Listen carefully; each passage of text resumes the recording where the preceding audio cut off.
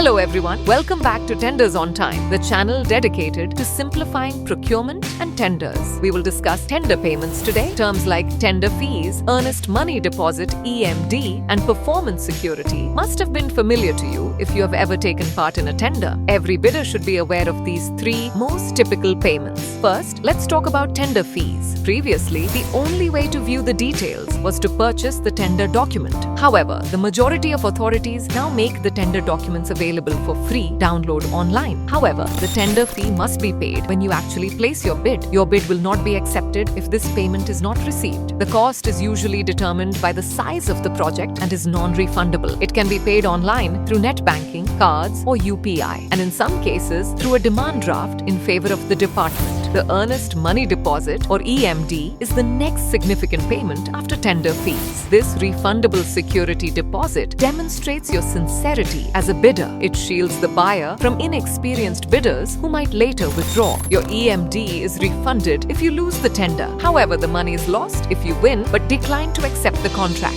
Payment options for EMD include direct online payment, demand draft, pledging a fixed deposit receipt, and bank guarantee. The bank guarantee option is very common because it avoids blocking your working capital. The buyer will request performance security after you're given the contract awarded. This is retained for the duration of the project and is typically 3 to 10% of the contract value. Making sure the contractor completes the work in accordance with the agreement is the goal. The authority may use this security to compensate for losses in the event that the contractor fails. Although bank guarantees are the most common way to provide performance security, some authorities also accept demand drafts, FDRs, and online payments. Performance security, EMD, and tender fees are not merely ceremonial payments. They serve as protections for both parties and guarantee fair competition. They lower risk for the buyer. They appear credible and serious to the bidder. Therefore, be sure to carefully read the payment section whenever you apply for a tender. The necessary sum and the accepted payment methods are mentioned in detail. That concludes the video for today. Please remember to like, share, and subscribe to Tenders on Time if this was helpful. I appreciate you watching, and I'll see you in the next video.